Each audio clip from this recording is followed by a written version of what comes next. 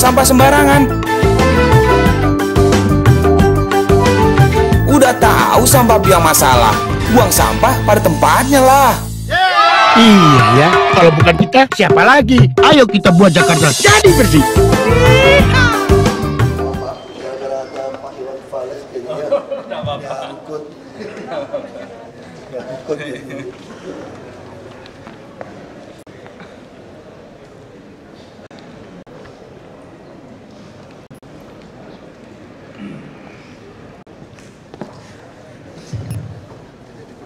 Baik, selamat sore, assalamualaikum warahmatullahi wabarakatuh.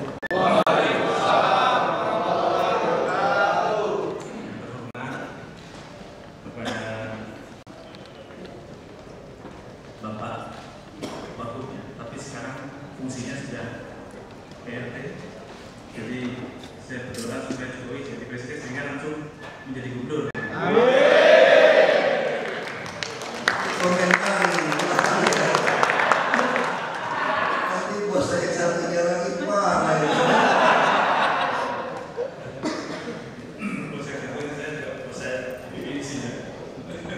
Baik, ini kawan-kawan perwira polisi dan nanti pendidikan di sekolah tinggi kepolisian untuk menjadi sarjana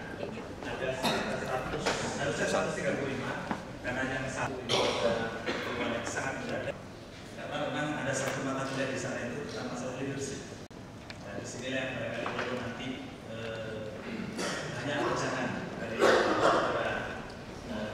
kawan-kawan yang sebentar lagi sudah nanti akan dinas kembali sehingga itu menjadi bekal karena sering kami berikan contoh tidak di tingkat pemerintahan daerah sendiri dan Pak Ahok ini adalah orang hebat kalau misalnya karena dia lahir di desa yang saya berkunjung ke madrasah dan di sana terkenal yang paling saya sampai kenal sekarang itu adalah 1000 kedai kopi.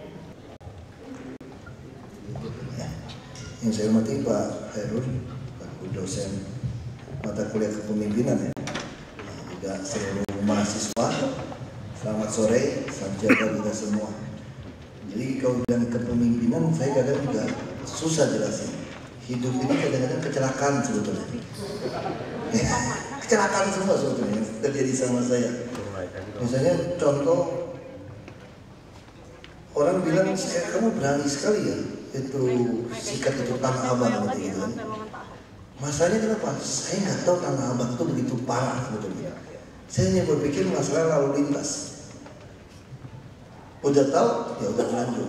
Jadi ibaratnya kalau cerita kunonya itu ada orang naik kapal penumpang, ada nenek-nenek kecebur ke laut, ombak gede, gak ada yang mau tolong. Sampai ada satu anak muda terjun menyelamatkan nenek-nenek ini. Begitu dibawa ke atas, terus semua mengatakan dia adalah seorang pemimpin atau seorang pahlawan gitu kan. Padahal begitu sampai ke dek kapal, saya bilang, siapa yang jorokin gua tadi gitu? Nah, saya kira ya mirip-mirip. Saya juga tidak tahu kalau ditanya pemimpin itu dilahirkan atau memang saya diciptakan. Saya juga nggak bisa jawab. Tapi mungkin saya bisa ceritakan ini lebih cocoknya itu. Saya tidak pernah kepikir mau jadi pejabat, jujur saja. Cita-cita saya itu tadi itu mau jadi ya insinyur sebetulnya. Itu jadi dokter gitu kan, dari bapak saya kan. Terus terakhir udah besar saya mau jadi konglomerat sebetulnya. Biar duitnya banyak kemana-mana naik pesawat enak gitu. Itu pikiran saya, bisa nolong orang miskin banyak karena kita kaya. Pikiran saya seperti itu. Nah tapi saya punya seorang bapak yang terus meyakinkan saya bahwa kita ini cocoknya jadi pejabat. Alasannya apa? Sederhana. Bapak saya bilang begini, kalau kita kamu punya 1 miliar, kita sedekahkan untuk orang miskin 500.000 saja. Tadi bapak saya ngomongnya tahun 95, UMP-nya cuma 400 ribuan, kita hanya bantu 2.000 orang. Dan uang kita habis. Di kampung kita 9.000 orang udah berantem. Nah lagi pula kita juga nggak punya 1 miliar dibagikan tiap bulan kan. Kalau ada juga rasanya itu bisa pelit membagikannya. Karena ini uang kita. Ini persoalan. Maka bapak saya bilang, Tapi kalau kamu jadi pejabat, kamu bisa membantu semua orang berpenghasilan seperti itu.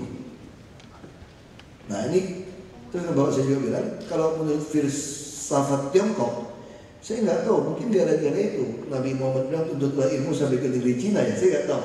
Walaupun memperdebatkan ini hadisnya lemah, hadisnya, tapi saya nggak mau memperdebatkan soal hadis ini. Jadi saya kira Nabi Muhammad juga melihat di Tiongkok itu waktu beliau dagang belum dapat wahyu.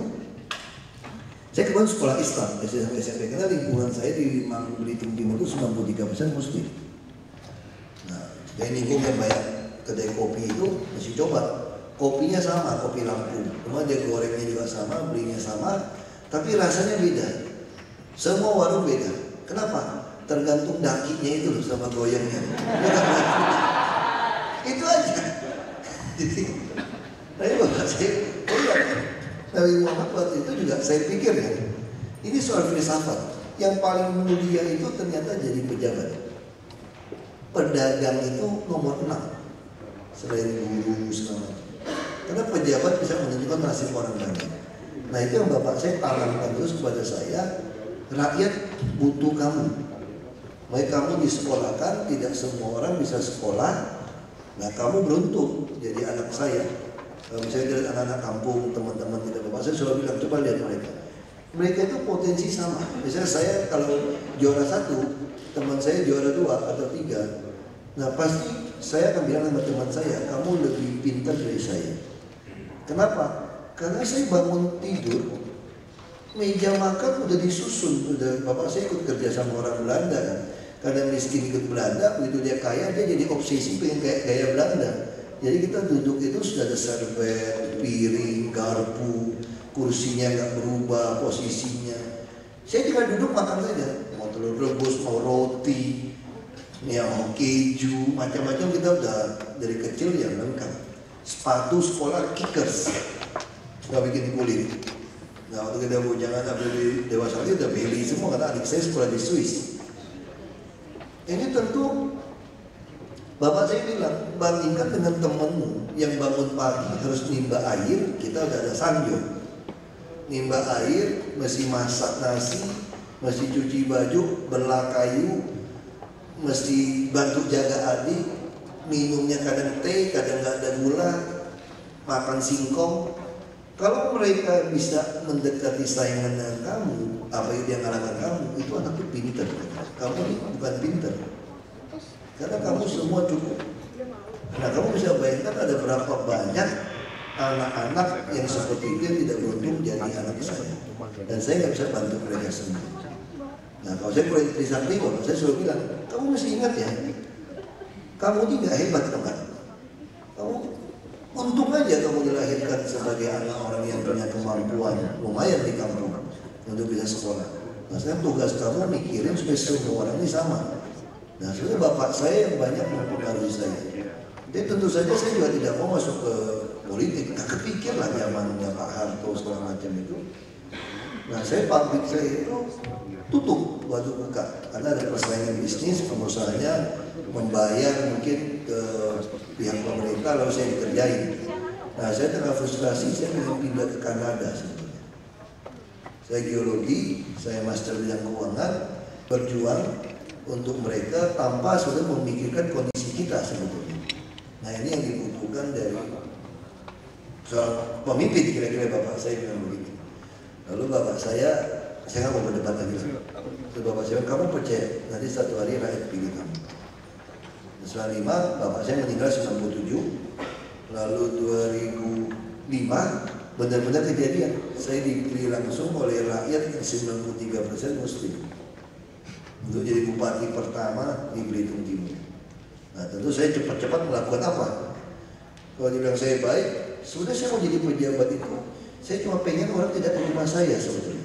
Saya tidak tahan nolong orang miskin. Karena pabrik tutup, orang pada sakit, mau sekolah, mau rumahnya mau roboh. Itu kan kita kasihan ya nolong dia. Dan kalau nolong dia, saya juga kasihan di situasi keuangan saya. Nah makanya saya berpikir ikut ke partai waktu itu, ikut partai PIB, Partai Perindo Indonesia Baru. Tapi saya pilih PIB karena saya suka. PIB itu bilangnya kita ini partai akal sehat, nah, gitu kan. Terus PIB ini cocok kan, partai ikut Basuki, udah cocok kan? Kira-kira kita, nah kira-kira ikut gitu kan? Jadi partai insinyur Basuki ketemu kan, partai ikut Basuki ketemu. Di presiden lawan partai ikut Baba itu Cina itu, Tiongkok gitu kan. Partai ikut babi. Ya udah nggak apa-apa lah. Tapi saya akhirnya waktu saya berpikir partai menang, saya mau menunjuk semacam abang angkat saya yang bekas camat PNS jadi bupati. Supaya apa? Supaya memberikan jaminan pendidikan, kesehatan, perumahan kepada rakyat, supaya orang tidak minta duit kepada saya sebetulnya. Itu aja cita-cita saya sebetulnya. Ternyata partai kalah karena nggak mau kasih duit. Karena kalah, sisa kursi datanglah Bang Makti ini, dia bilang sama ibu saya, kasih tahu Ahok jangan berhenti, terus di dalam DPRD berjuang. Yang penting kan tawaitunya ada, kayak gitu kan. Namun terus, saya bilang ngapain sudah kalah, kursi sisa tinggal 1. Saya dapat kursi sisa, terus saya datang ke partai saya, daerah pil lain dapat 1. Ya udah masuk ke 7 bulan. Nah kerja di situ, teman-teman yang lain yang menang kan ditagih nih. Waktu belum kampanye kan kasih uang, kasih apa. Mudah-mudahan kan dimintain. Kalau saya kan sudah busir-busir orang ini. Akhirnya mereka datang ketemu saya. Saya nggak pilih bapak, nggak usah ngurus. Karena saya disumpah ngurus semua orang. Masalahnya apa? Nah saya urusin, mereka bilang, aduh Pak, nyesel tidak pilih bapak. Harusnya kami pilih bapak. Itu bohong semua Pak. Ya udah, ada nasi jadi bubur. 5 tahun lagi Anda lupa. Dia jadi bupati kami saja Pak. Mana bisa bupati? Bupati kan dipilih oleh DPRD waktu itu. Oh iya ya, 5 tahun lagi. Nah itu dalam 7 bulan saya di situ, tiba-tiba perubahan. Bupati dipilih langsung oleh rakyat. Mereka bilang, maju. Saya bilang, ini turunan Cina nih, Kristen lagi. Gak peduli. Gak kampanye loh, gak jadi, gak apa-apa. Jadi saya kalau dicek di KPU di Belitung Timur, mungkin seluruh Indonesia satu-satunya yang tidak memakai jadwal kampanye jadi bupati mungkin saya. Gak ada duit. Karena minta sama om semua, mau minta dukungan, om saya bilang kamu orang paling gila sinting, yang nggak tahu diri gitu loh jadi bupati. Udah partai kalah kan. Mertua saya aja bilang sama istri saya, itu lakimu itu nggak tahu diri kenapa. Udah kalah masih mau maju dari mana? Ya itu persoalan. Tapi ya nggak apa-apa. Kita waktu maju, ternyata saya menang 37,13%. Padahal dulu syaratnya 25. Jadilah bupati Belitung Timur. Nah, saya mulai kasih jaminan pendidikan kesehatan sama pendidikan sampai SMA. Yang pintar saya kirim kuliah. Ini salah satu anak yang saya kirim kuliah Trisakti dari Indonesia tidak gratis. Sekarang lagi dapat S3 di Jepang. Nah, saya semangat untuk terus dukung dia. Jadi anak-anak itu pintar. Saya sengaja masukinnya ke Trisakti. Ini anak cewek nih. Pakai kerudungan ya, anak-anak dari madrasah itu. Ya tes pintar, masuk ke Trisakti. Saya ingin tes omongan bapak saya. Kan bapak saya selalu bilang jangan belagu ya, masih banyak anak lebih pintar dari kamu. Saya bilang mau nggak kamu jurusan biologi yang sama? Saya dapat IP cuma 2,78 masalah IP saya itu. Dia dapat 3,9 cum laude. Jadi benar bapak saya kan, masih banyak anak-anak di kampung yang lebih pintar dari saya. Cuma masalahnya dia tidak punya kesempatan. Nah, lalu saya jadi bupati, saya teruskan program ini. Lalu kenapa saya bisa sejauh ini mainnya? Saya hanya berpikir jadi bupati udah ada selesai, dia nggak mau lagi deh, saya bukan habitat saya kok.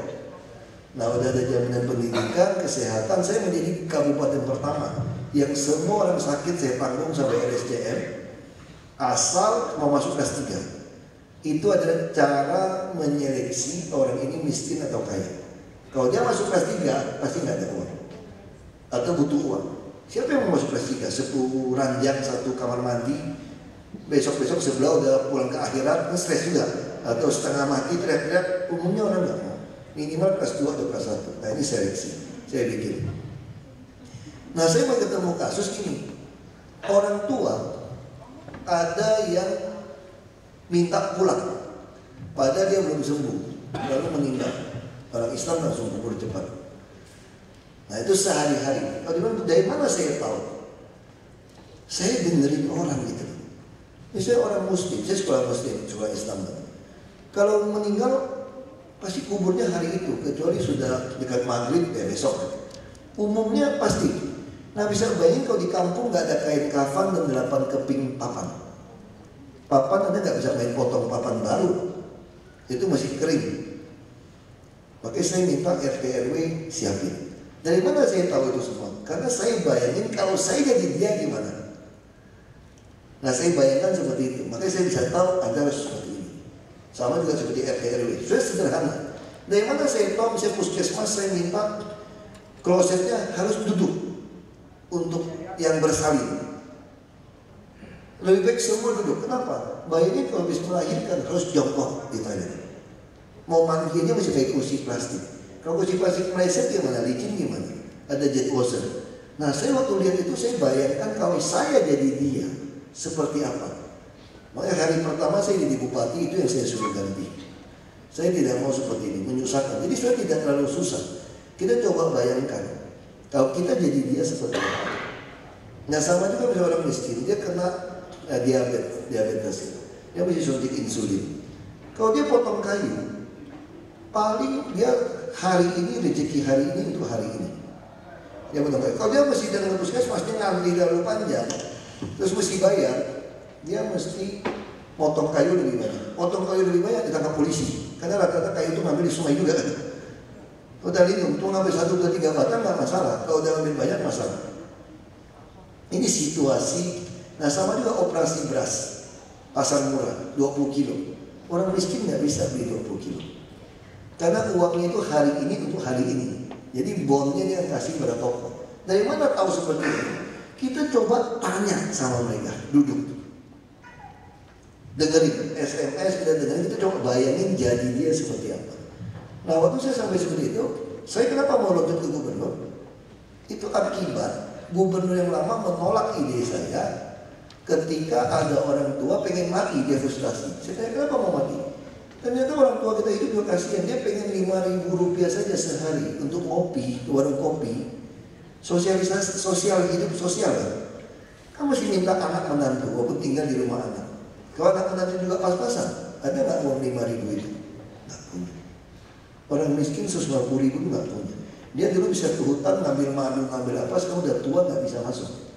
Mau ngambil ikan juga sudah banyak tambang rusak. Terus saya berpikir kenapa nggak kasih pensiun saja 5.000 sehari, 25.000 bayar bisa dapat pensiun ini semua. Ini pikiran saya sederhana. Dulu saya tawarkan karena saya nggak bisa buat di itu, tawarkan gubernur. Kita bikin. Gubernur nggak mau. Lu nggak mau nantang saya jadi gubernur.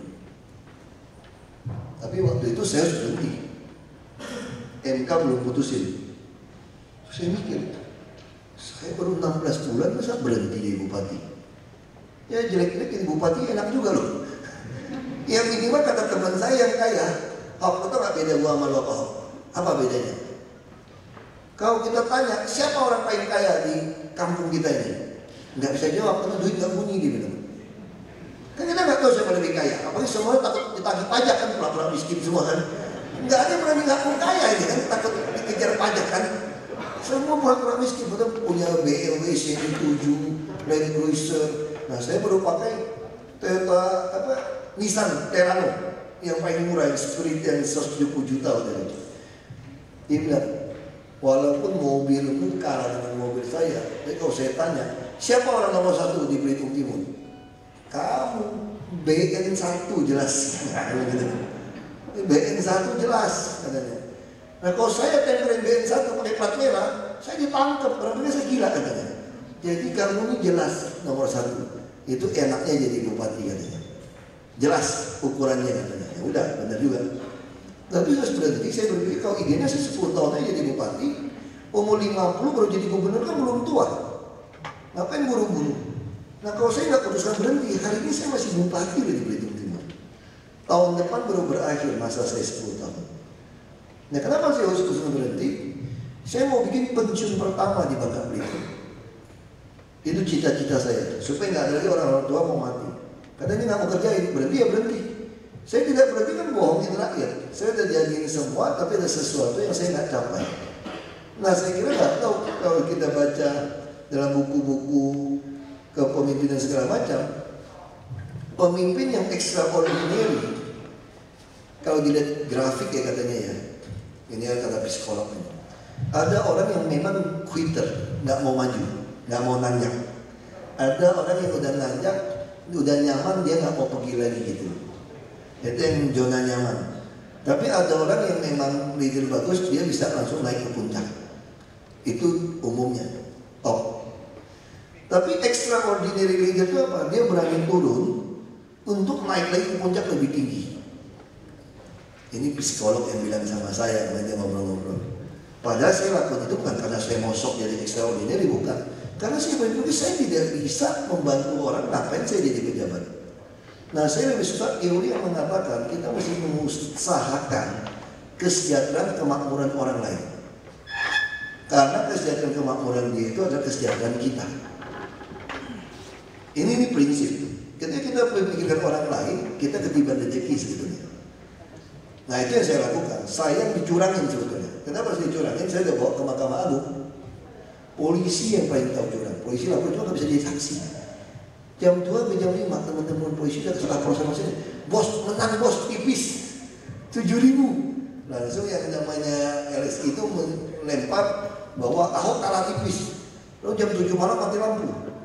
Jam 11 malam nyala lampu, dia tambah 21.000, saya kalah 14.800. Bawa ke MA, ada orang bilang kalau bayar 5 miliar menang nih. Udah putus berapa bayar? Masuk akal juga, udah putus berapa bayar. Berarti benar dong. Akhir Mokhtar kalau pasaran 1 miliar berarti belum berubah pasarannya satu hakim 1 miliar. Ya kira-kira gitu. Mungkin ya berarti ya, saya kira ya. Saya juga gak ada bukti. Ya, Akhir Mokhtar kan ada bukti kan 1 miliar kan, 3 orang 3 miliar kan. Berarti pasarannya masih sama ternyata. Dulu 5 miliar 5 hakim. Jadi kalau 5, 5-0. Jadi gak ada bukti. Kita kalau tuduh Mahkamah Agung marah dia. Katanya kan dia agung. Nah terus agungnya gimana saya bilang? Lawan gitu tahu kita mau bayar, dia tawarin lebih besar, nggak tahu, ditolak loh. Jadi deal pertama yang dipegang itu agungnya agung. Nah, tapi saya nggak punya bukti sekali lagi. Tapi saya bisa menduga itu betul. Karena habis putus baru. Nah di tengah bingung seperti itu, saya mau bayar nggak? Turunin 4M, 4M 41, turunin 3M 32. Waktu itu saya agak goyang. Nah Dr. Sadir, bekas Wantin Pres yang meninggal ketua umum partai saya. Dia bilang ini sama saya, maka ekstrim di Rabu Sah itu, Istiqlal itu jalanin. Dia bilang, Hok, kalau lu bayar, lu bukan Ahok lagi, dan kamu sudah bukan partai akal sehat lagi. Kita ini politik akal sehat, tidak bayar. Yang lain kagak ikut, aku aja bego ikutin dia jadi percaya. Aku suka canda sama istrinya dia bilang, udah deh, gue mau wawancara, kenapa kamu bisa gitu Hok? Saya terlalu percaya sama omongan kalian, kalian itu nipu saya gitu. Kalian pun tidak lakukan politik akal sehat. Saya yang bego ikut tidak akal sehat. Gagak nyogok, gagak apa. Tapi saya yang selamat. Yang lain bubar udah semua. Karena ditanya kenapa sukses? Karena saya terlalu lugu ikutin politik akal sehat. Saking percaya itu masuk akal gitu loh. Saya ikutin. Dia bilang nggak bisa bayar. Ya udah, kita nggak bayar. Nah, terus istri saya juga tanya. Gus Dur pun setuju kasih banser, Gus Dur dukung saya kampanye. Jadi saya bilang Gus, masa mati orang gara-gara kita kirim banser, ya udah. Ini nih Gus Dur, baik. Jadi akhirnya udah balik ke istri saya. Begitu turun 3 miliar, ada teman saya mau bayarin, teman saya telepon, Hok, lu bilang iya, gua bayar nih. Gua cuma nggak ganti Lexus baru tahun ini dia bilang. Gua bayarin dia bilang, oh bayar apa enggak? Ya aku tanya sama istri saya. Jadi istri kadang-kadang saya itu kecelakaan. Saya udah pengen kan panas, gengsi, malah harga diri kan berkecamuk di sini. Jadi gubernur nih. Wah terakhir mesti tanya sama istri saya bilang saya lewat tanya jauh-jauh panggilan. Gimana? Jadi gubernur kan nih? Karena ada bayi saya waktu itu anak saya yang bungsu baru 8 bulan. Oh, istri saya jawabnya ini terlalu baik ke gereja majelis begitu tuh. Dia sambil lewat dia bilang, terserah lu. Mau jadi murid Yesus atau murid Barabas tuh nanti begini. Aku nggak ngerti waktu itu. Maksud saya apa gitu murid Yesus, murid Barabas. Saya duduk baru saya ngerti. Ini kita tonton film The Last Passion segala macam itu ya kita tuh terus ini. Kan ada Pilatus, dia tangkap Yesus, Nabi Isa sama Barabas penjahat. Lalu Pilatus bilang, siapa yang mau kalian pilih? Saya bebaskan 1 orang. Ini ada tradisi saya, bebasin penjahat. Tapi Yesus ini nggak ada salah loh. Ini yang Barabas ini penjahat pembunuh. Dasar orang-orang syirik Yahudi itu Pilih siapa? Pilih Barabas karena benci sama Yesus. Jadi Yesus kalah voting hari itu gitu loh. Head to head kan? Dan masa kampanye dilanggar lagi, ada kampanye black campaign lagi. Black campaign kan? Terang-terangan tuh si Pilatus tuh black campaign itu kan. Jadi saya waktu itu baru sadar. Benar istri saya, tadi saya mengatakan negara ini runtuh karena pejabatnya suka suap. Saya ingin menegakkan keadilan. Lalu karena tidak adil, lalu saya juga melawan dengan ketidakadilan. Nggak cocok. Akhirnya saya putusin, udahlah, nggak usah nih. Nah semua orang ketawain saya. Nah saya lalu bikin RSM, terus disuruh Bang Yos bantu beliau 1 tahun. Ya saya ingat di Jakarta. Terus ditawarin balon grup di Sumut, ditolak partai. Terus saya diundang lihat konvensi Obama 2008, dianggap ini aktor demokrasi yang gendeng dari DPD, nggak diatur dari partai, nekat sendiri melawan ke sana 3 minggu dan mereka balik. Terus saya ditawarin Golkar masuk DPR RI sama partai. Bukan niat baik nawarin saya itu. Kursi cuma berebut 3, saya dikasih nomor 4, kurang aja lah. Itu mah nggak bakal dapat 3 juga nggak bakal. Zaman Pak Harto aja nggak pernah semua kursi disapu bersih. Adalah 1-2 dikasih P3 atau PDI gitu kan. Ini nggak masuk akal. Ya udah nggak apa-apa lah. Alasan kalau udah ini saya mau berhenti dari politik deh. Udah bukan bidang saya. Nggak tahu MK putusin apa? Suara terbanyak. Masuk saya di dalam, dicurang-curangin suara. Saya udah laporin kecurangan cara dimakan teman itu. Saya udah tahu caranya. Saya masuk komisi 2. Nah, besok disuruh tawar balik ke Bangka Belitung menjadi gubernur. Oh, saya mau pulang dong. Kalau orang bilang survei pasti menang. Demokrat cuma tawarin. Udah mau pulang nih. Ngapain kita? Ada dendam dong ya kan? Tempat kita diambil kan ada. Manusia kan ada kan? Bukan mau jagoan kan? Mau pulang. Teman-teman bilang, ngapain lu pulang ke Babel?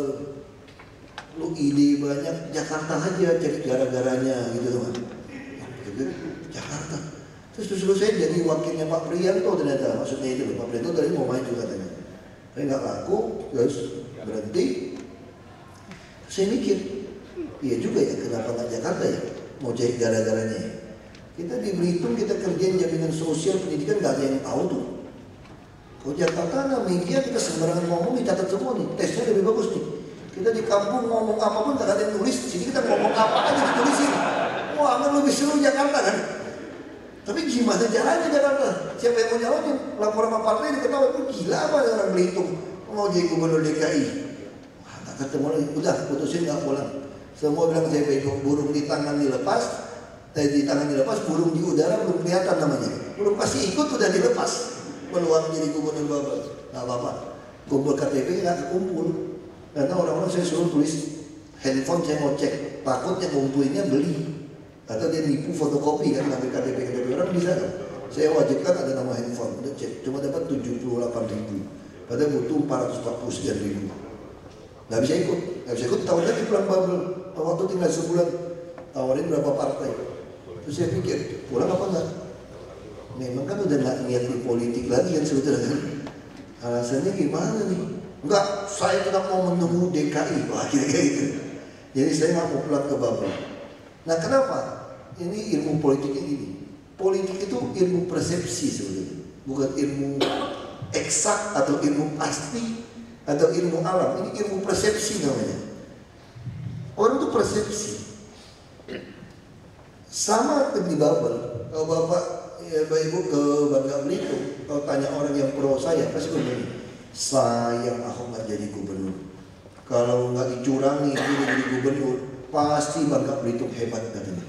Padahal aku jadi gubernur belum tentu hebat, aku juga bingung mau ngapain di situ. Tapi persepsinya hebat. Ya sampai hari ini, apa saya masuk ke sini? Wah, orang Bangka Belitung terus ngomong, kalau saya berhasil di sini, pasti mereka bilang, wah kalau dia Bangka Belitung lebih berhasil. Padahal lebih enak Jakarta. Wali kota, lurah, semua kita ngurusin di Bangka Belitung nggak bisa. Duitnya juga dikit. Tapi persepsi kan. Orang anggap kita hebat. Makanya saya mau di sini. Udah frustrasi, udah ada lagi, udah habisin DPR, berhenti aja udah, nggak usah main-main politik lagi lah. Kita balik lagi dagang aja udah. Nah, tahu dipanggil ikut dampingin Pak Jokowi. Nah kalau Pak Jokowi oke, saya diajak salah satu calon independen, saya nggak mau, nggak jelas. Kalau Pak Jokowi oke deh, ikut jadi wakil. Nah, mana pernah kepikir Pak Jokowi contohnya dicalonin jadi presiden. Untung dia dapat PLT gubernur gelarnya kan. Nah, tapi PLT itu tuh singkatan apa? Pelaksana tugas. Pernah nonton iklan TV nggak? Cintailah produk-produk Indonesia. Benar kan? Orang Tionghoa tuh nggak bisa ngomong R, tau nggak? Jadi yang kasih PLT itu kurang ajar, dia mentang-mentang basuhnya orang Tionghoa. PLT itu singkatan tuh pembantu rumah tangga. Jadi R jadi L gitu loh. Jadi PLT saya mesti cuci piring ini, mesti disposisi. Jadi kalau dibilang saya seperti apa, ya saya juga nggak bisa jelasin. Saya harap cerita seperti ini mahasiswa bisa tafsirkan sendiri. Nanti kita tanya jawab saja. Saya juga tidak tahu seperti apa, tanya saja apa adanya. Saya berusaha jawab, tapi yang pasti saya senang posisi di sini. Karena saya bisa membantu banyak sekali orang. Dan apa yang kami lakukan, kami juga bekerjasama dengan Mabes Polri untuk seleksi semua pejabat tanpa ada titip menitip. Kita bikin sistem poin. Tadi kita baru terima lagi 1.000 sampai 1.200 PNS baru. Saya mau taruh mereka di depan front terdepan pelayanan untuk dites. Saya senang di sini. Gaji juga tidak buruk. 20 bulan di sini saya punya deposito 1 miliar resmi masuk ke tabungan, karena 120 jutaan per bulan dapat, ada macam-macam. Artinya di sini tidak terlalu buruk. Nah memang om saya ketawa, gila loh, 20 bulan dapat 1 miliar, kamu udah senang katanya. Orang lain mau dapat bunga deposito 1 miliar, lu 1 miliar deposito udah demen gitu. Saya bukan, karena saya bisa bantu sekali ijazah yang nyangkut, saya udah bantu mungkin lebih dari 5 miliar. Karena saya punya dana untuk bantu banyak orang. Ada mau kursi roda, ada mau kerja, mau bikin pasar, saya bisa bantu banyak orang. Itu bukan pakai uang saya. Nah itu yang membuat saya senang. Makanya saya setiap 4:30 saya bangun, saya nggak pengen tidur lagi. Saya pengen cepat siap-siap, olahraga, baca, jam 7 udah jalan, 7:30 di sini. Dan kita kerja sampai di atas meja semua berkas selesai disposisi. Kalau nggak kemana-mana baru pulang. Ini satu hal yang, makanya saya mohon maaf kalau saya tidak mau ke kampus, karena waktunya terlalu mepet. Kalau saya mesti ke sana, makanya langsung turun cepat. Nah itu yang membuat saya senang. Makanya ini bagi saya itu satu hal yang menyenangkan. Nah kalau sekarang ditanya saya mau jadi apa sekarang, saya bilang saya mau jadi presiden. Karena presiden bisa mengatasi banyak sekali hal di Indonesia. Dia punya mengendalikan polisi, mengendalikan jaksa, mengendalikan dirjen pajak, itu polisi.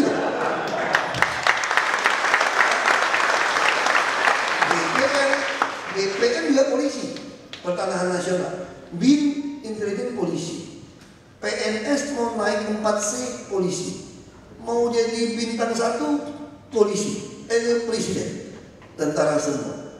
Jadi ini super power.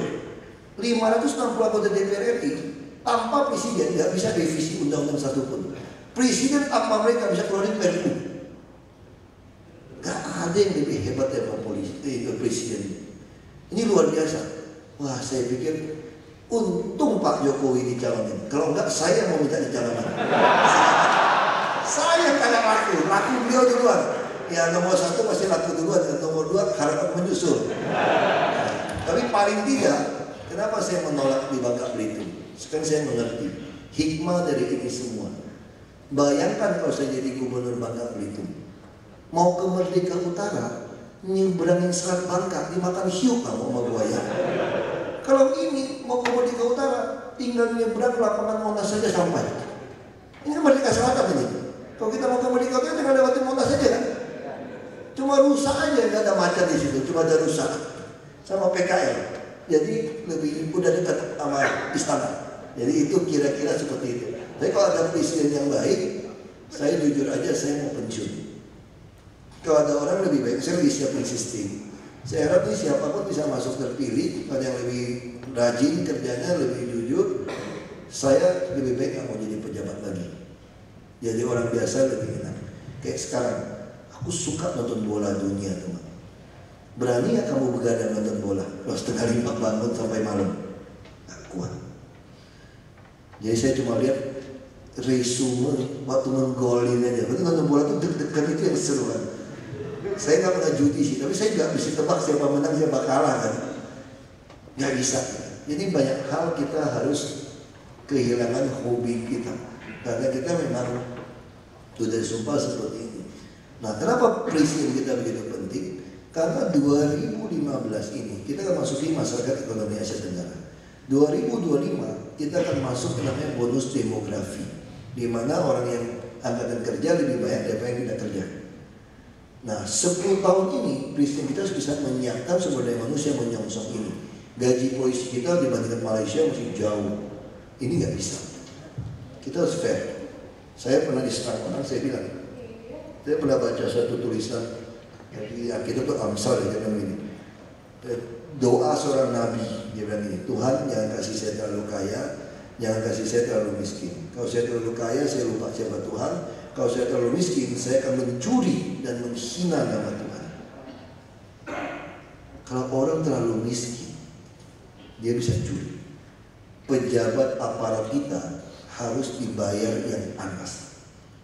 Nah, caranya gimana? Harus ada presiden yang kepala lurus, bawahnya tidak berani tidak lurus. Karena presiden bisa mengeluarkan semua peraturan, termasuk pembuktian terbalik dan pengampunan atas harta semua. Itu adalah rekonsiliasi. Baru kita tidak terus cari kesalahan masa lalu, sehingga kita semua bisa hidup lebih baik, menyongsong ke bonus demografi. Kalau 2025 bisa masuk ke situ, maka 2045 kita akan menjadi bangsa 5 besar dunia. Tapi kalau nggak bisa, mungkin nggak ada lagi nama Indonesia, karena kita pecah. Tidak mungkin kalau rezeki hanya sekelompok orang dapat bisa memuaskan. Nah, tugas kami kan mengadministrasi keadaan sosial, mendistribusikan keadaan sosial. Nah, saya kira itu bisa saya sampaikan. Nanti silakan tanya jawab. Terima kasih.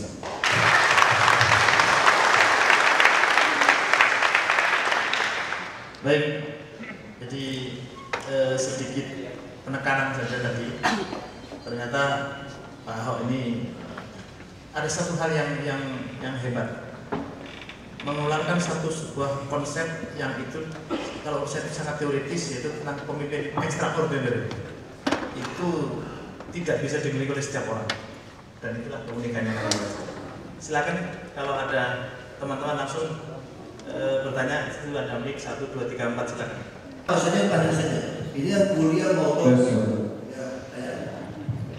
Assalamualaikum warahmatullahi wabarakatuh. Mohon izin Pak, saya mahasiswa ketika mau bertanya. Kalau sama-sama kita lihat di media massa, baik elektronik maupun cetak, gaya kepemimpinan Bapak itu selalu mungkin menggebu-gebu, mengingatkan kita pada Pak Soekarno. Salah satu gaya kepemimpinan itu kan merupakan pilihan dari pribadi kita masing-masing. Apakah gaya kepemimpinan Bapak yang seperti itu merupakan pilihan Bapak, ataukah mengikuti keadaan maupun situasional di suasana kerja Bapak sendiri? Saya demikian. Terima kasih. Yang kedua, silakan langsung kita nanti. Biar langsung di cover. Silakan. Sisi minimal 3 dulu ya. Dari satu sesi 3 dulu langsung. Assalamualaikum warahmatullahi wabarakatuh. Selamat sore Bapak Presiden. Izin masalah kemarin kalau ada izin bertanya. Jadi tetap mengenai masalah gaya kepemimpinan Bapak izin. Karena selama ini kan kami lihat di media massa, Bapak itu benar keras, tegas, dan tidak pernah buru. Yang saya tanya di sini adalah tips-tips Bapak mengatasi masalah yang kemudian ada beberapa mungkin anak Bapak yang tidak menyukai gaya kepemimpinan Bapak yang tegas. Jadi saya bertanya tips apa yang Bapak lakukan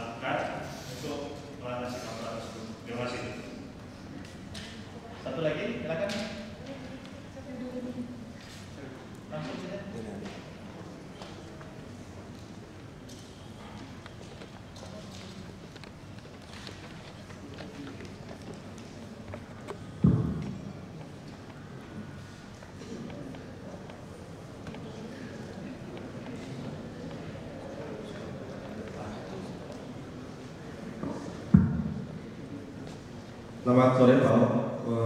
Mohon izin kami mahasiswa dijaga. Pertanyaan mungkin dulu 2 poin. Mohon izin yang pertama mungkin menyambung dengan rekan mahasiswa kami yang terdahulu. Mungkin terlebih lebih kita negara kepemimpinan Bapak. Mungkin kami selama ini alhamdulillah bisa berlangsung Bapak. Selama ini kan kami melihat apa yang disampaikan di media massa, di elektronik dan sebagainya. Yang kami lihat mungkin disampaikan tadi menggebu atau keras tegas. Mungkin secara karakter kami pada level bawah di first line supervisor mungkin langsung menyentuh pada masyarakat dalam pelayanan tugasnya. Dengan situasi kepemimpinan seperti itu, apakah kemudian timbul pro dan kontra baik dari internal maupun dari eksternal, sehingga akan menciptakan suasana yang agak-agak kaku, mungkin bisa menimbulkan suatu hambatan dalam saluran informasi maupun komunikasi, Pak. Bagaimana cara Bapak mengatasi hal tersebut? Jadi meskipun tetap tegas, namun juga ada keberanian dari misalnya seperti kami ini bisa menyampaikan permasalahan yang real terjadi di lapangan. Jadi tidak ada, meskipun pimpinannya tegas keras, tapi selaku kami juga yang langsung menyentuh masyarakat, pelayanan kepada masyarakat bisa menyampaikan secara real situasi di lapangan tanpa perlu merasa nanti bertanya seperti ini salah, takut marah lagi. Itu yang pertama, Pak. Yang kedua, mungkin Pak dengan mungkin kalau kami mendengar cerita Bapak barusan, resume dari perjalanan Bapak yang sekian puluh tahun, mungkin kalau dalam bahasa Islam mungkin Bapak juga ngerti, mungkin Bapak istiqomah mungkin Pak. Bagaimana cara menjaga Bapak istiqomah dalam prinsip Bapak? Terima kasih Pak. Assalamualaikum warahmatullahi wabarakatuh. Daya itu bukan pilih. Jadi gini, kalau kita lihat orang bicara, itu bisa ketahuan kok dia dibuat-buat atau tidak. Karena kalau Anda acting bergaya seperti itu, satu hari akan ketahuan gaya Anda beda. Makanya sekarang kalau kita jadi politisi, jadi pejabat, itu tidak mudah. Karena setiap tindakan kita itu direkam orang, TV semua, dan orang buat potongan semua. Nanti satu hari Anda menjadi pejabat, dikeluarin tuh pernyataan Anda. Ada capres-capres kita kan, dikeluarin bekas pernyataan Anda itu. Jadi saya kira prinsipnya itu bukan memilih gaya, jadilah Anda apa adanya sebetulnya. Ya tentu yang paling penting Anda harus mau dengerin, kita manusia nggak ada yang sempurna, pasti kita salah, dan pasti terjadi pro kontra. Nah jadi kita bukan menghadapi situasi ini berbeda, situasi ini situasional, pilih gaya, tidak. Bagi saya sederhana. Ya masa sih saya mau marah-marah? Enggak dong. Tapi kalau Anda ngeyel tanya saya pasti saya semprot. Ya nggak masalah. Aku nggak peduli gitu. Tapi itu aslinya seperti itu. Nah saya mungkin lebih cocok calon-calon untuk stand up comedy sebetulnya daripada itu. Jadi nggak apa-apa gitu. Banyak orang sama. Waktu saya masih bujangan, teman-teman kita suka kan pemuda-pemuda bawa mobil jalan gitu ya. Ya salah kan, ada cewek ikut segala macam gitu. Boleh dibilang hampir semua teman saya begitu ikut mobil saya, mereka bilang, kita pikir kamu ini kan terpaksa kan, karena cewek kan gitu banyak naik mobil kan mesti yang punya mobil kan bagi-bagi gitu kan. Rata-rata tuh orang tadi tuh takut ikut mobil saya, karena pikirannya apa? Pasti saya ini urakan bawa mobilnya, pasti gila-gilaan motong gitu, pasti kayak gitu. Rata-rata teman-teman gitu, anak peluit lagi kan, anak kota kan tahu sendiri.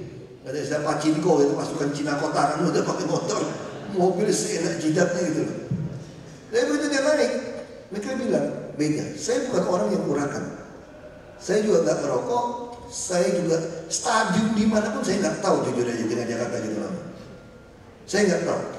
Saya hanya pernah ke diskotik Stardust di Jakarta Tower karena ada teman ulang tahun, sama ke Borobudur Musro karena ada anak gubernur datang. Yang lain saya nggak tahu. Karena saya tukang tidur, kalau nggak ada apa-apa aku mau tidur aja, baca tidur. Aku cuma suka nonton, kalau lagi pusing aku masuk bioskop 21, itu bisa masuk 3 bioskop, keluar masuk lagi, nontonnya gitu, atau berenang. Nah ini berlawanan dengan, nah kalau kita apa? Situasi. Saya kira kalau Anda melihat ketidakadilan, melihat orang susah dijolimin, kalau Anda tidak marah, saya justru heran. Di persoalan bangsa ini kita bukan tidak tahu hak orang miskin, orang yang membutuhkan, tapi kita tidak peduli untuk tahu. Nah saya kira kalau kita normal, kalau lihat ada orang disiksa, makanya negara ini disebut keadilan sosial, bukan bantuan sosial.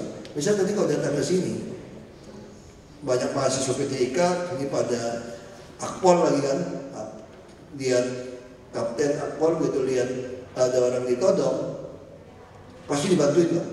Masa itu ramai takut sama tukang todong gitu. Itu yang ditodong itu namanya bantuan sosial, lagi kebetulan mahasiswanya ke sini. Coba kalau lagi nggak ada, ditodong digebukin. Nah kalau kita menjamin ke balai kota ini tidak hanya digebukin dan ditodong, itulah keadilan sosial. Nah tugas kita itu. Nah kalau kita lihat Dewi Keadilan, kenapa tangan kanan pegang timbangan, tangan kiri kok cantik-cantik pegang pedang, dan mata ditutup? Itu menggambarkan itu. Jadi seorang Dewi yang cantik pun, demi menegakkan keadilan, dia akan menghunus pedang. Dan dia tutup matanya, gak peduli Anda siapa. Nah sekarang gimana cara menghadapi orang di masyarakat? Tentu bisa pro kontra segala macam. Hadapi masalah, jadi pertanyaan tadi ya, pro kontra itu gaya keras kita tidak pandang lutut. Tip hadapi masalah itu tadi saya sudah sekaligus jelaskan nomor 2. Gimana cara di masyarakat? Yang penting taat konstitusi. Karena Anda tidak mungkin takut membela kelompok A. Kelompok A kamu bela, nanti datang kelompok B yang berbeda pendapat. A sama B belum tentu akur, maka dia akan marah sama Anda. Tapi kalau Anda konsisten, kalau memang A salah ya salah, B lakukan yang salahnya, A juga salah, C juga salah, masyarakat bisa ngerti. Yang paling repot itu bisa jadi berantem masyarakat itu kita ini takut mutusin A. Akhirnya begitu takut B ikut-ikutan, kita pikir udah keluar, dia kesikat B, dia tersinggung. Kenapa waktu A kamu tidak putuskan? Nah prinsip saya hanya taat kepada konstitusi, bukan konstituen. Ini prinsip. Kamu nggak mau pilih saya pun saya nggak peduli. Saya hanya katakan yang benar. Tapi apa kita mau bunuh dia? Enggak. Enggak ada binatang buas pun, mau macan mau singa, tidak ada yang membunuh anaknya. Itu yang bapak saya selalu ajarkan. Kita sama rakyat itu seperti orang tua sama anak. Tapi kalau ada anak mau membahayakan anak yang lain, kita nasihatin tidak bisa. Nah saya juga berlaku yang sama. Kalau terpaksa harus membunuh 1000 orang demi 10 juta orang, saya bunuh. Tentu saya ingin tidak ada yang terbunuh.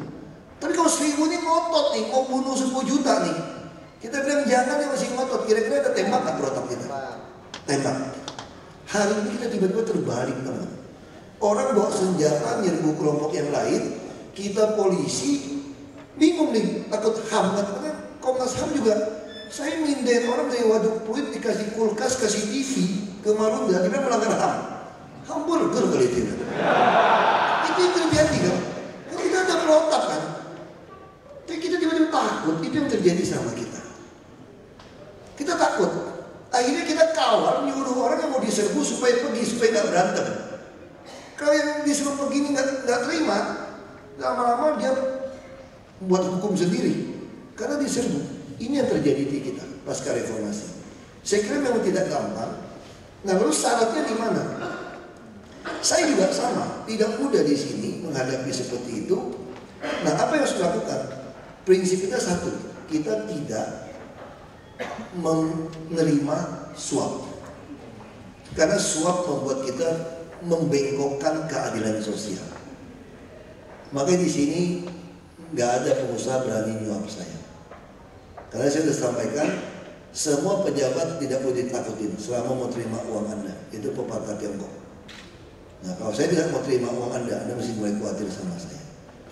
Sama seperti stadium, bos saya juga datang ketemu saya juga kenal kok Pak Suhardi Alius segala macam. Terus kalau dia nggak mau angkat telepon saya, terus saya bilang, itu artinya kamu mesti hati-hati. Dia udah ngincer kamu, saya bilang. Kamu sekali lagi kita tutup tuh. Masih nekat juga sekali, udah tutup. Kenapa saya berani? Backingnya Pak Suhardi Alius, Komjen. Ya, kenapa saya takut? Kamu udah minta komjen, dia bilang, bener nggak Pak? Bapak bener nih, kalau saya tutup, Bapak pegang nggak? Benar katanya. Ada oknum-oknum juga loh kalau benar katanya. Ya udah bintang 3 yang ngomong, masa aku nggak benar gitu kan? Nah jadi udah. Tapi orang bilang, wah Ahok berani katanya. Berani apa? Ada backingnya Pak Suhardi Alius. Itu telepon terus, aman nggak Pak? Aman nggak Pak? Jadi apa yang hebat gitu kan? Jadi hebat. Orang pistol aja nggak punya kok. Ya. Tapi diajarin dari Pak Stanto biar intel. Diajarin mau lomba nembak eksekutif, kok ajarin dulu mas, jangan terlalu malu-maluin katanya.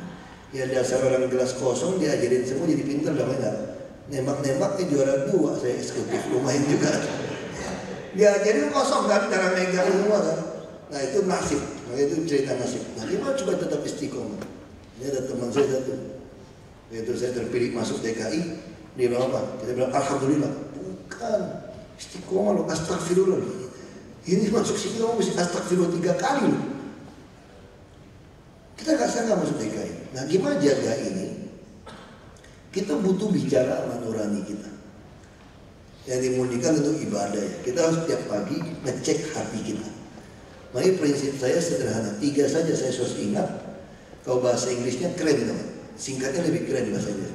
No bribery, tidak ada nyuap. No partiality, tidak ada keterpihakan.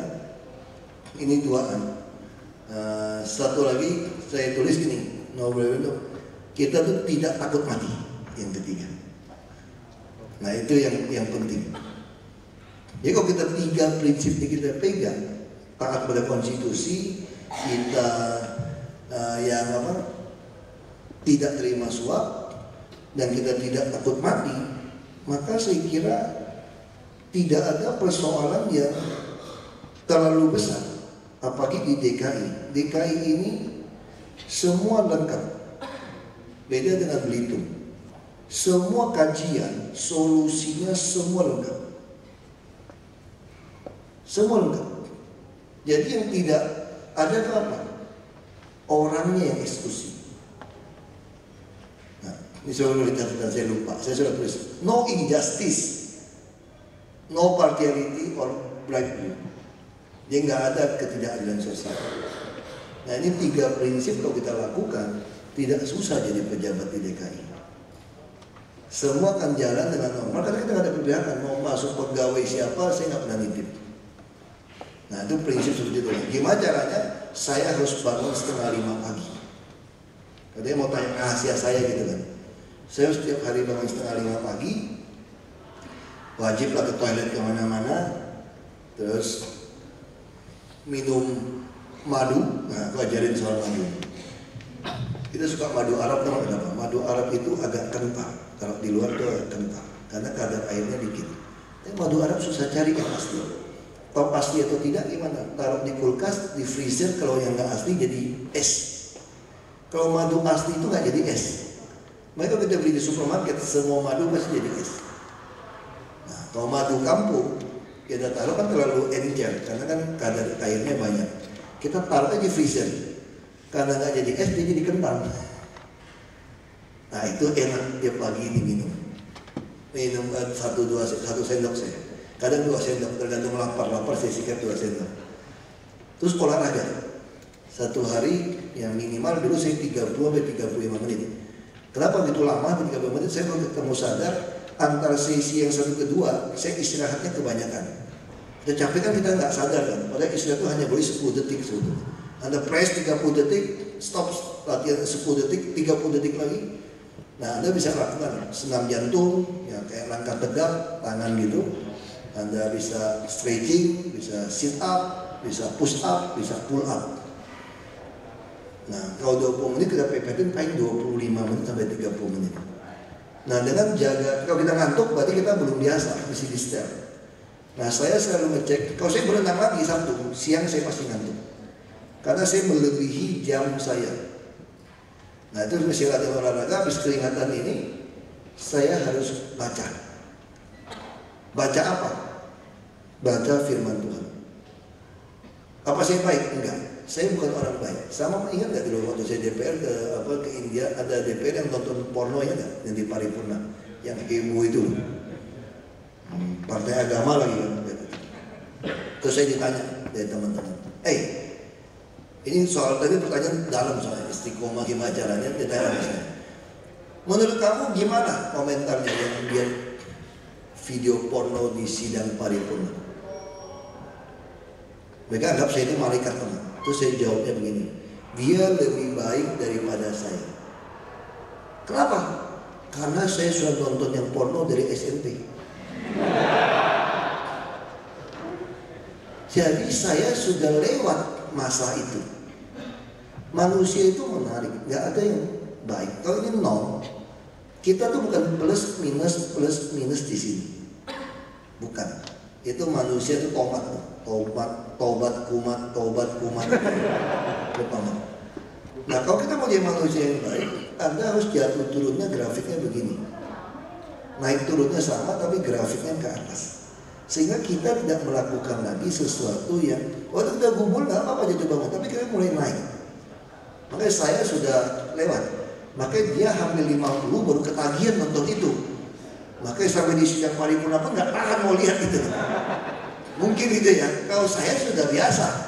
Nah ini persoalan manusia sama. Saya juga pernah dapat persoalan yang sama, tapi kita terus naik. Kita bisa jatuh sama, kelakuannya sama. Jadi kita terus berusaha untuk naik. Nah sama untuk jadi pejabat juga sama. Nah jadi prinsipnya itu tadi. Kita tidak ada ketidakadilan, tidak ada terima suap, ya kan? Dan tidak ada keberpihakan. Itu prinsip seperti itu. Terima kasih.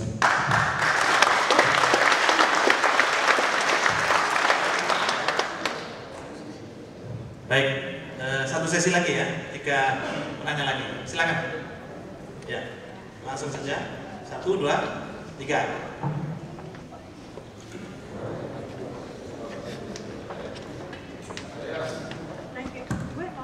Nama saya mahasiswa Muhammad Jaimen. Mohon izin bertanya Bapak berkaitan dengan gaya kepemimpinan tadi. Gaya kepemimpinan setiap orang ini kan bermacam-macam. Dari gaya kepemimpinan yang bermacam-macam ini juga akan menghasilkan nilai kesuksesan yang bermacam-macam juga.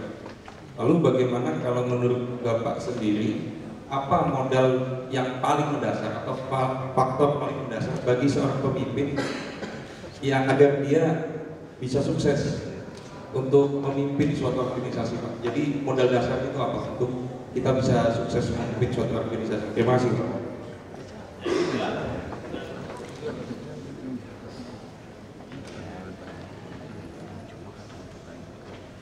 Terima kasih Pak. Izin saya bertanya Pak, sama saya Ferdinand, mahasiswa B3 Pak. Sepanjang tadi yang saya simak, banyak hal yang Bapak sampaikan soal kepemimpinan. Yang saya tanyakan Pak, bagaimana Bapak menyikapi permasalahan yang di DKI Jakarta ini yang sangat kompleks Pak? Jadi bagaimana Bapak mengambil waktu untuk menghadapi permasalahan yang di Jakarta ini yang sangat banyak, sedangkan kalau melihat masalah pekerjaan Bapak itu sangat padat. Terus yang kedua, ya, selama Bapak dengan Pak Jokowi, pernahkah Bapak pernah berselisih paham masalah mengambil kebijakan untuk menghadapi permasalahan yang ada di Jakarta? Terima kasih Pak.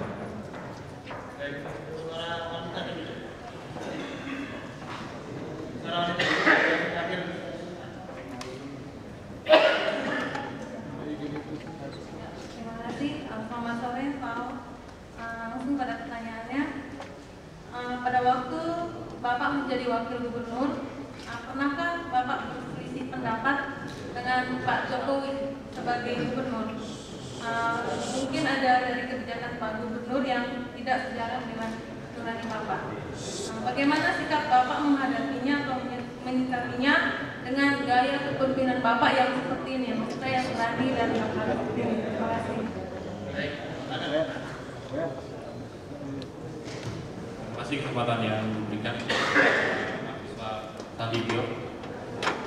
Yang ingin saya tanyakan bahwa sebenarnya tujuan dari seorang pemimpin itu adalah menjamin bagaimana birokrasi itu berjalan transparan, akuntabel, dan bisa dipercaya sebagai kewajiban seorang administrator publik.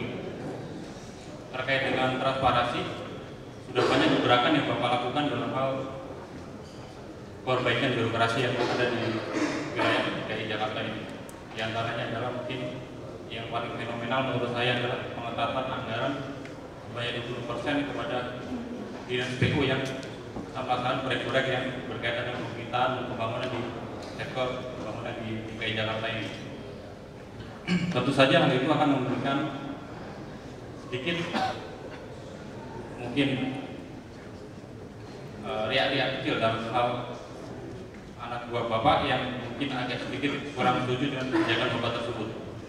Yang ingin saya tanyakan, Karena sebenarnya tujuan dari penyelenggaraan organisasi institusi DKI Jakarta adalah untuk melaksanakan kebijakan yang pro rakyat.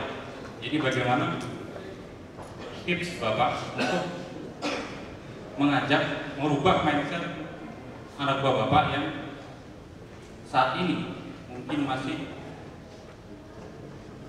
sedikit untuk menguntungkan diri sendiri, kemudian mengubah mindsetnya supaya sejalan dengan apa yang menjadi kebijakan dan perintah yang Bapak hendaki.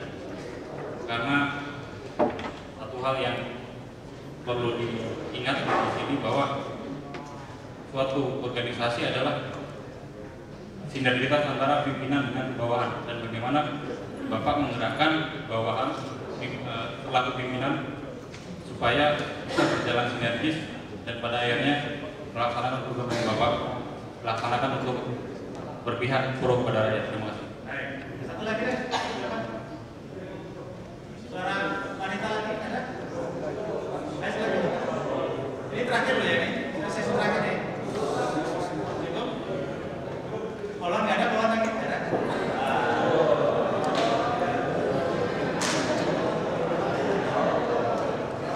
Terima kasih Pak Ahok. Saya ingin bertanya, dari sekian permasalahan yang ada di Jakarta, Jakarta adalah barometer kota terbesar di Indonesia, apa yang paling sulit Bapak pecahkan selama ini?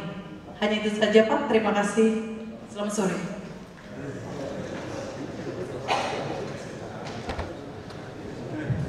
Terima kasih. Modal paling dasar itu apa? Memimpin organisasi. Saya kira modal paling dasar itu Anda harus berpikiran mengusahakan kesejahteraan seluruh stakeholder di organisasi Anda. Itu yang selalu orang lupa. Jadi kalau kamu mikirkan semua kepentingan orang, itu jadi kepentingan kamu.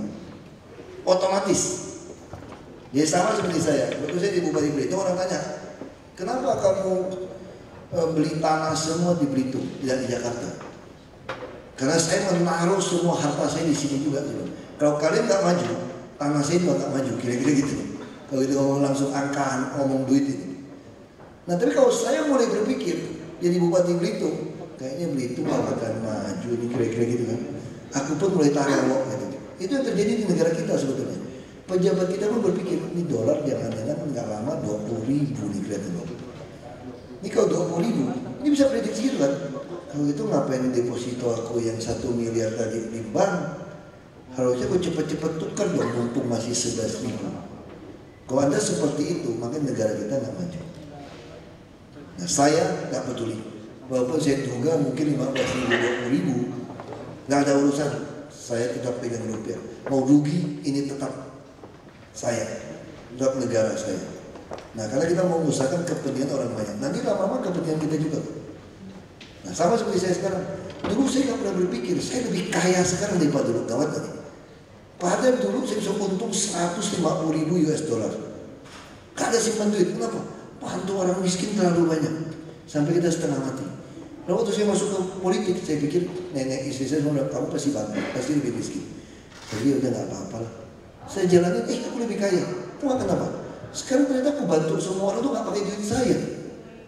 Malah saya dapat gaji dan dapat mobil semua itu dari pemerintah. Saya lebih punya tabungan sekarang karena bantu orang nggak pakai uang saya. Dulu nggak pernah kepikir. Orang kan saya berhasil sekarang. Aku juga sama kayak pohon. Saya cerita soal duit ini menarik. Saya pengen sekali orang Belitung itu tanam sengon karena banyak tambang berantakan. Sengon ini kan laku lah. Di Jawa ini bisa 450.000 per kubik. Tapi di Belitung nggak ada pabrik, siapa yang mau nanam? Suruh bikin pabrik, mana sengonnya? Ini mana telur, mana ayam nih? Lalu saya suruh orang nanam. Kagak ada yang mau nanam. Bapak nanam nggak? Enggak. Bapak aja kagak nanam. Kayak gitu. Ya udah, aku nanam deh demi supaya dia nanam. Saya nanam, kasih bibit, saya juga tanam. Lalu datang lagi saya, Pak, saya udah 2.000 pohon nih Pak. Pabriknya mana? 2.000 pohon. Saya sudah 10.000. Lebih takut mana? Lebih takut saya kan? Oh iya. Terus tanam lagi. Akhirnya saking tanam, saya mau ke pabrik. nggak sempat saya mau pabrik, sudah ada pengusaha bangun pabrik. Sekarang dia datang ke lokasi kita, dia potong, dia ngambil 250.000 per kubik. Saya tiba-tiba punya hampir 90.000 pohon. Gara-gara tanam terus, padahal niat saya itu buat supaya motivasi orang. Aku itu pun teorinya. Coba kau saya dengerin teman saya yang orang kaya. Udahlah kau, ngapain lu tanam-tanam pohon? Udah ikut beli saham saja. Ini saham masih naik nih. Kalau udah aku isi sini masih naik nih.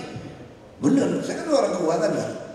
Tapi saya berpikir ini orang-orangnya saya mau dorongnya tanam pohon supaya penghijauan itu. Nah saya mengutamakan mereka.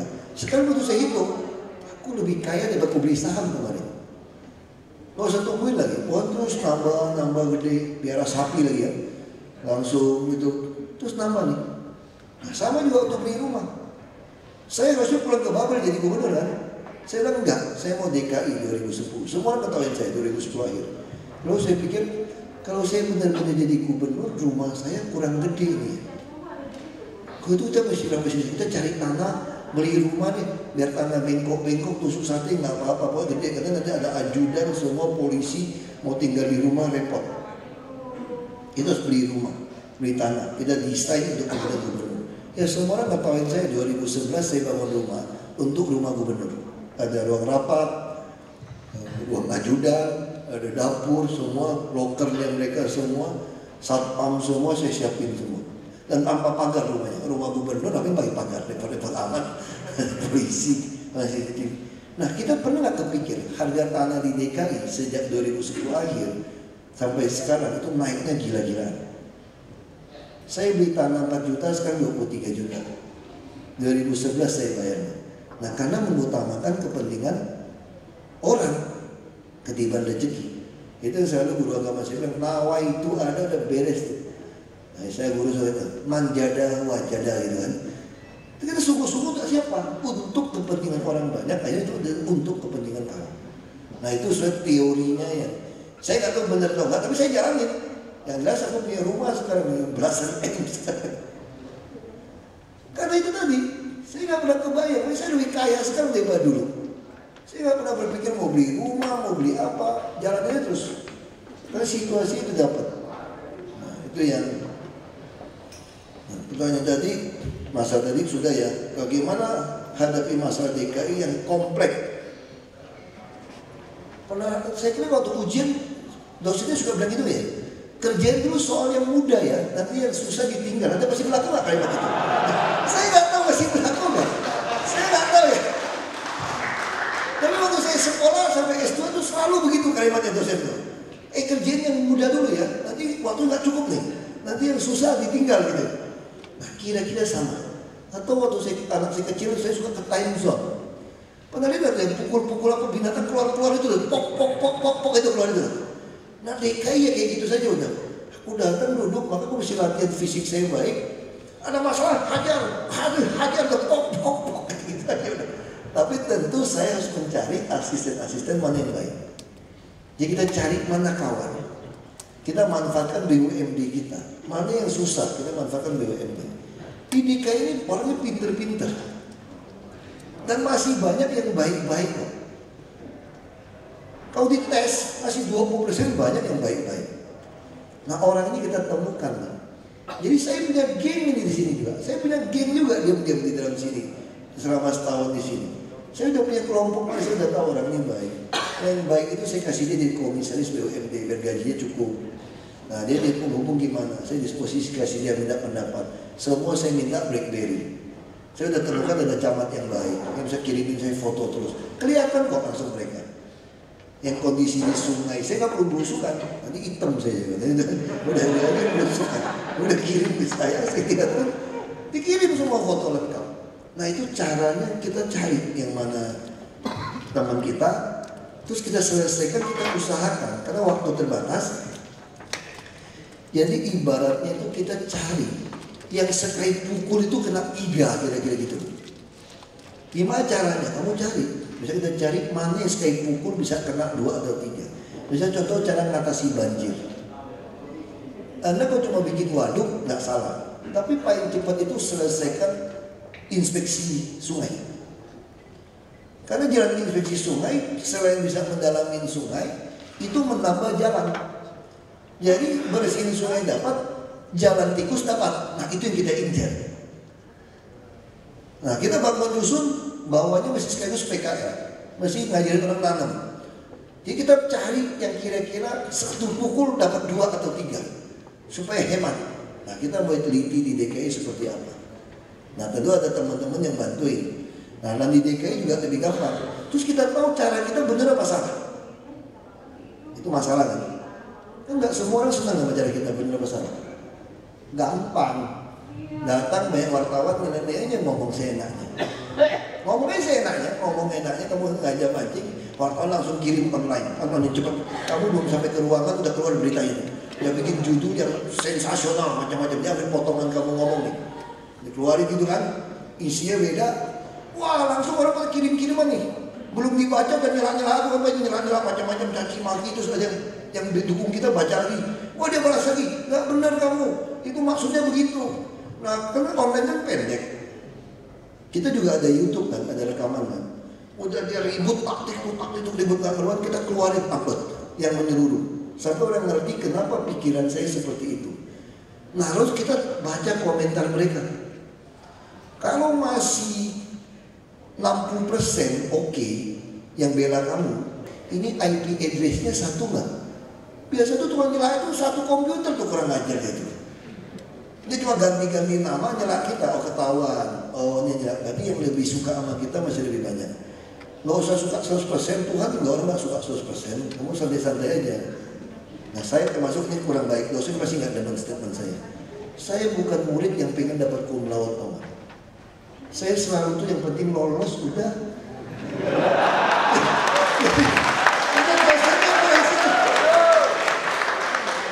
Karena gini, ini kata dosen saya satu lagi nyeleneh, kita tanya cara nih. Kita tanya cara begini. Biasa yang pinter-pinter itu, yang pinter-pinter balik lagi ke kampus jadi dosen itu yang pinter-pinter. Terlalu bodoh memang payah pada. Tapi yang sedang-sedang itu yang menjadi orang top, jadi donatur sekolah. Asli tuh. Nah, langsung mahasiswa senang semua tuh. Dosen kurang senang gitu. Jadi kita belajar nggak usah terlalu stres. Saya punya om tinggal satu rumah waktu saya sekolah SMA Jakarta sama teman-teman. Nah, kita kan punya rumah kakek kosong, anak muda semua nih. Kalau ujian, saya lihat teman-teman tuh belajar sampai tengah malam sampai teler-teler tuh. Aku itu jam 9 udah ngantuk. Aku tidur aja, ngapain dipaksa gak masuk lagi? Aku tidur aja. Wah mereka stres saya tidur. Terus saya tidur cepat, saya bangun lebih subuh jam 3 jam 4. Kalau nanti pulang ujian masih ada sempat tidur kan siang kan. Aku bangun subuh-subuh, aku belajar, lagi seger nih.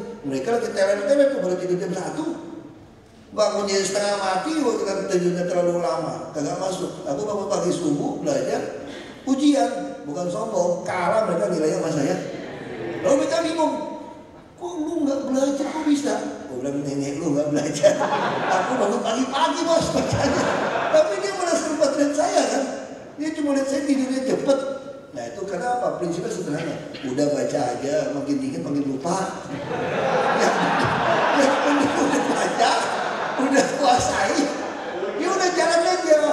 Nanti sampai saya juga hitung-hitung wangsit. Kalau mau bingung, nanti mau pilihan ganda lagi. Hitung kancing aja udah capcin. Nah itu canda aja lah. Minimal kalau dosen ngomong apa, kita dengerin, ngerti ya. Kita catat resumenya. Anda kok cuma mau dapat B, merem. Jujur aja. Saya nilai saya itu rata-rata B.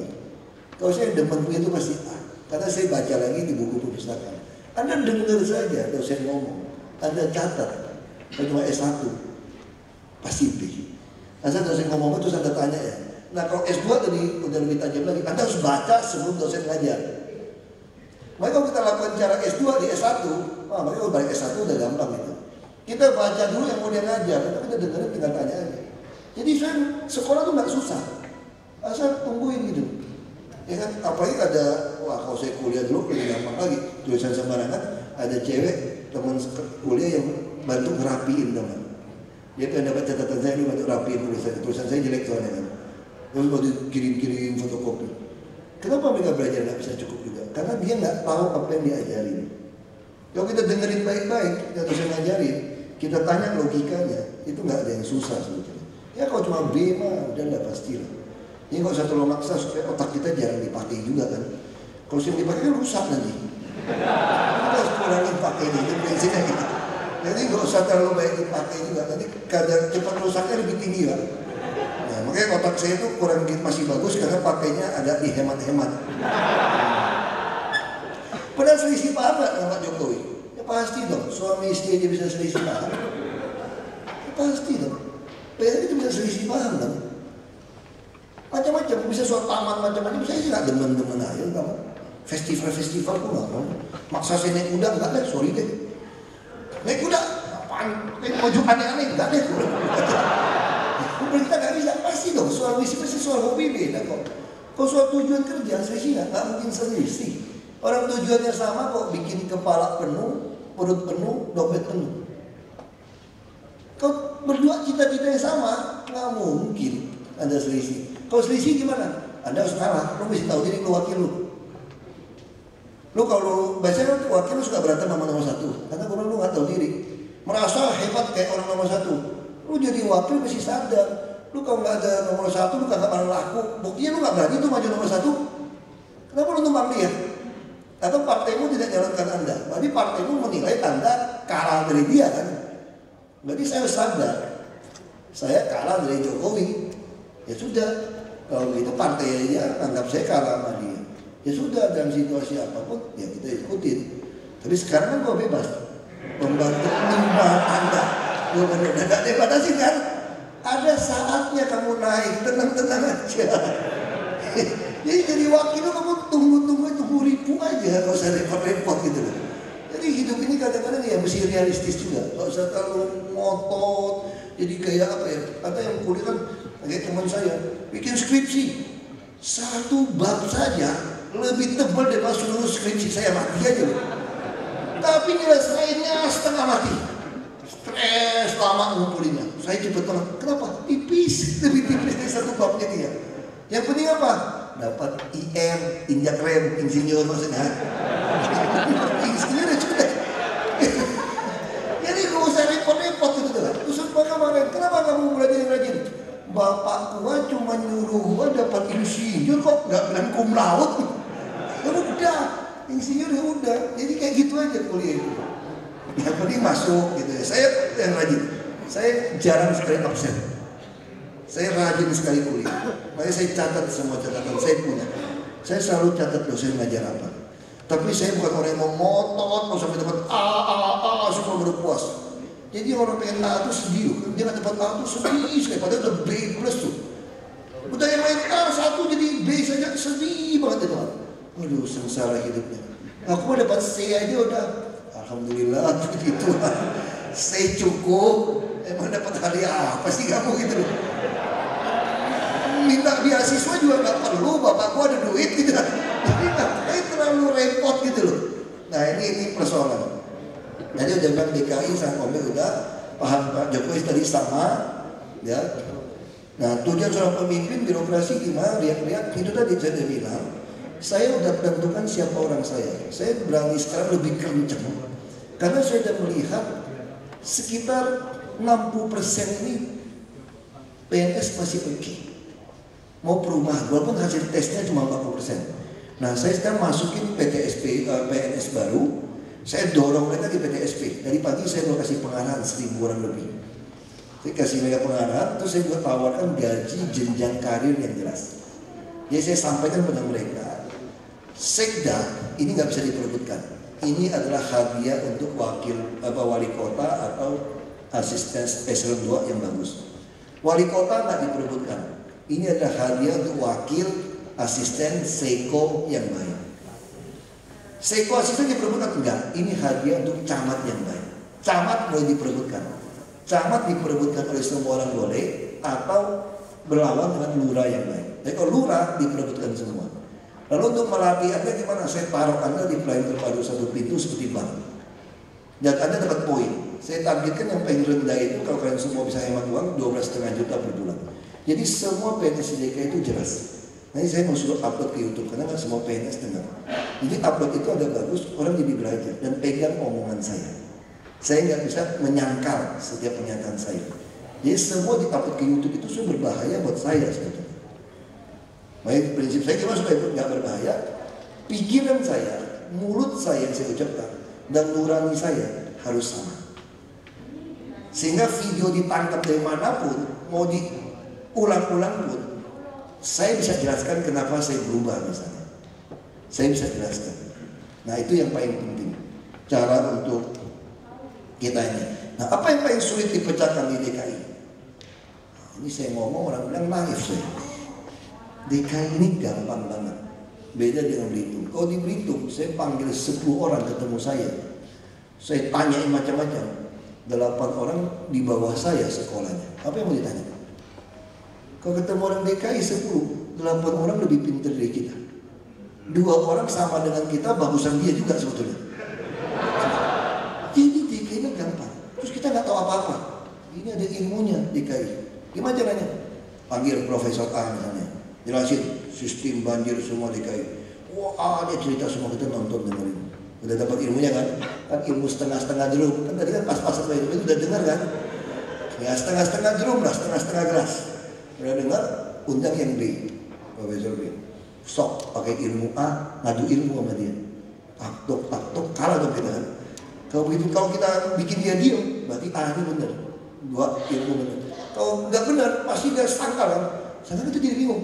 Ini si A nggak benar apa dia nggak benar, kan dia bingung lah. Atau kita yang ilmunya nggak dapat penuh kan? Ya udah gampang, undang lagi mereka datang berdua, misalnya gitu. Datang makan di mana? Undang yang ketiga, keempat, datang bareng. Kok aja berantem sama dia ngomong, kita nontonnya itu. Begitu dapat, itu namanya 4 perguruan silat kita belajar ilmu. Wah, kita lebih pintar dari dia kan? Kita semua kan? Jadi Jakarta, sulitnya di Jakarta. Itu tadi, balik lagi yang tadi. Anda sebagai politisi, sebagai manusia, Anda bisa terjebak. Yang paling sulit Jakarta itu apa? Kita sendiri tantangannya. Karena Anda kalau mau minta 1 triliun itu gampang sekali. Misal contoh, izin pulau reklamasi, waktu nyambung, begitu saya baca kalimatnya, dia wajib memberikan 5% dari pulau yang dia reklamasi untuk Pemprov. Bagus kan? Tapi kalau kita lebih teliti lagi, tidak ditulis pun terus menyerahkan 40% karena fasum-fasos. Jadi kalau cuma tulis 5%, dia bisa ngotot, saya sudah memberikan Anda melebihi 35. Itu kalau Anda mau deal 1 triliun pun mereka mungkin kumpulin ya. Kalau deposito 1 triliun, Anda punya bunga tiap bulan 5M sampai 6M dengan tumbang. Itu baru 1 pulau. Saya bilang nggak bisa, kalimat harus diubah. 5% dari net yang bisa kamu jual. Jadi saya kalau dapat 5% dari 60% sisa, berarti saya dapat 3%. Ditambah 40 yang memang udah pasti masuk, saya dapat 43%. Bukan 5% dari total. Nah, terus yang kedua kalimat, mereka wajib menjamin tidak ada banjir di daratan. Dia bilang, kami belum bikin pulau juga ada banjir, susah berdebat. Saya tidak mau. Anda wajib menyelesaikan NCICD sesuai dari Bappenas dan Belanda. Ada National Capital, Ibu Kota Nasional, Integrated Coastal Defense, pertahanan terintegrasi untuk ibu kota. Itu ada tipe A di daratan. Anda semua pulau wajib patungan selesai. Berapa belas triliun, berapa puluh triliun bunga motor, belum mesti patungan. Nah kalau kita nggak kasih kewajiban itu, kamu bisa bikin jalan layang, jalan kereta api. Kalau nggak mau, nggak bisa. Nah kalau kita mau deal kasih izin seperti itu, ini dulu. Makanya bahaya uang masalah di DKI. Anda 100 miliar saja punya 500 juta lebih. Jadi kalau Anda punya 5 miliar lebih, aku kira di kita ini masih banyak cewek kalau dikasih 500 juta sebulan, dia nggak peduli kamu datang apa enggak. Kamu bisa punya istri 10 tuh kira-kira. Gak ada yang ribut tuh datang nggak datang. Misalnya, itu orang bisa berpikir, inputnya nggak hilang. Itu pertama. Kedua, kamu sebagai orang politik akan tergoda nurutin semua orang tadi kan? Kamu takut tidak terpilih. Apalagi sekarang saya, yang menengah marah, mobil tambah banyak, macet belum, terus yang menengah yang bos-bos juga aku sikat. Aku bikin perjanjian yang keras. Semua jalan saya tagih, mana kewajiban kamu saya tagih. Yang bawah saya gusur juga. Lalu siapa yang milik gua kalau gitu kira-kira? Nah 2017 bisa kagak laku nih. Apalagi orang tahu nih Ahok jadi PLT gubernur kan gara-gara ikut Jokowi. Kalau sendiri kagak kepilih dong. Nah kalau Pak Jokowi bisa terpilih presiden atau tidak terpilih, saya bisa nggak lawan? Kalau tidak terpilih bisa nggak saya lawan Jokowi Jakarta? Nggak bisa. Nah kalau dia jadi terpilih, saya 2017 mau ikut lagi bisa terpilih nggak? Nggak bisa. Kalau kita semua dimusuhin, kita bisa takut. Tapi saya nggak peduli. Mau bikin MRT apa, aku nggak peduli. Yang penting kamu nggak bisa rem saya lagi. Siapapun mengganti saya, ini semua jalan. Sistem transparansi semua jalan. Semua sistem pegawai, rekrutmen, seleksi promosi terbuka semua jalan. Siapapun mengganti saya, dia udah sakit kepala. Nggak bisa lagi. Semua rapim apapun diambil di YouTube, termasuk putusin tanah. Semua KLP saya kasih mentok, nggak usah deal-dealan, semua mentok sesuai dengan di mana kamu parkir kendaraan, di mana ada TOD Transit Orientative Lock, stasiun-stasiun bebas, bisa sampai 14 KLP. Nggak usah ngemis-ngemis minta, tapi Anda harus kasih saya ruang parkir, jatah preman istilahnya, ruangan untuk KPMD untuk parkiran, untuk supaya orang parkir motor naik kereta sama untuk PKM. Kita bikin aturan yang jelas dan semua orang bisa lihat kenapa kasih dia, kenapa tidak. Nah itu jadi sekarang persoalan untuk kita. Yang ketiga yang masalah, kalau udah terlalu hadapi ini semua kita jadi takut mati kan. Aku juga nggak terlalu miskin, nggak terlalu jelek juga, aku gitu kan, ngapain mati cepat? Masih sehat. Tapi kamu bisa tiba-tiba kamu takut mati loh, karena lawan semua orang ngancam macam-macam. Nah kalau kamu mesti balik lagi. Kalau takut mati, bisa jadi tidak mati nggak? Kalau takdir udah mati, mati juga. Ya kau pasti mati juga, kenapa takut? Kalau bisa nggak mati, aku pengen takut supaya panjang umur. Ini enggak, pasti mati juga. Ya udah nggak usah takut. Takdir tangan Tuhan. Cuma sebagai manusia jangan bego juga. Artinya apa? Yang mesti pesan sama istri, kalau kamu tiba-tiba mati mendadak, istri kamu panik terus dikremasi, berarti kamu nggak mau dibakar. Kan manusia cuma pilih dua, mau dibakar jadi abu atau dimakan cacing. Lu pilih yang mana lo kira-kira? Kan kira-kira gitu kan manusia kan? Ya udah aku pilih dimakan cacing aja nggak apa-apa deh. Itu juga tahu apa-apa. Terus mau kubur di mana? Kamu mesti pesen. Nah saya pesen sama istri saya. Kalau saya mati, kamu kirim pulang Belitung. Kalau ada jenazahnya. Kalau ketemu, kalau diculik gimana? Nah ketemu dong. Kalau ketemu kamu kirim ke Belitung. Nah, terus tulisannya mau tulis apa? Mungkin orang datang dong. Dia jadi kubur kamu kan. Biasa sebenarnya jadi tempat wisata juga kan. Kita nggak tahu kan. Siapa tahu gitu kan. Ya kamu tulis apa? Kalimat yang mau kamu pilih. Nah semua saya udah pilih. Kalau mati muda kamu tulis mati adalah keuntungan. Ya kau buat 3 bahasa saya udah tulis Mandarin, ngerti, tulis Barat, mungkin 3 bahasa. Karena nggak semua orang bisa diizinkan Tuhan mati lagi membela rakyat, membela konstitusi. Bukan untuk kepentingan saya, ini berarti keuntungan. Nah itu kita harus pesan. Yang lebih penting lagi beli asuransi yang agak gedean dikit supaya istri Anda nggak susah. Kalau saya diperiksa semua kesehatan, kenapa takut dong asuransi saya? Kenapa tiba-tiba mau beli agak gede? Diperiksa semuanya, khawatir itu. Nah itu aja tips untuk hadapin ini semua. Ya dan minimal kan tetap sehat-sehat aja sampai hari ini.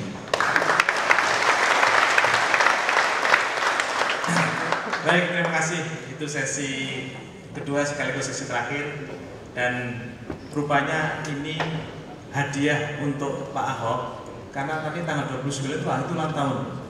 Inilah hadiah utama menghadirkan rekan-rekan kita ini. Baik, itu yang terima kasih. Jadi share dari Pak Ahok sudah banyak kita terima. Mudah-mudahan itu menjadi sesuatu yang bermanfaat bagi rekan-rekan sekalian. Dan kami mohon maaf kalau ada hal yang kurang berkenan Pak Ahok. Dan inilah pertemuan. Dan saya berharap pertemuan ini bisa berulang kembali. Terima kasih.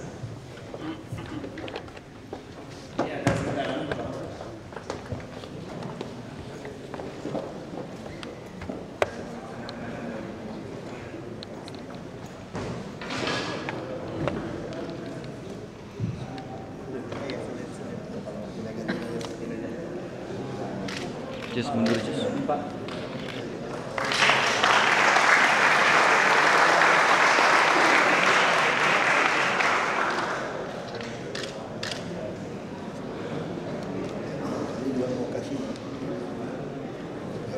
yang ada di PT IKA. Aduh, udah ada apa belum?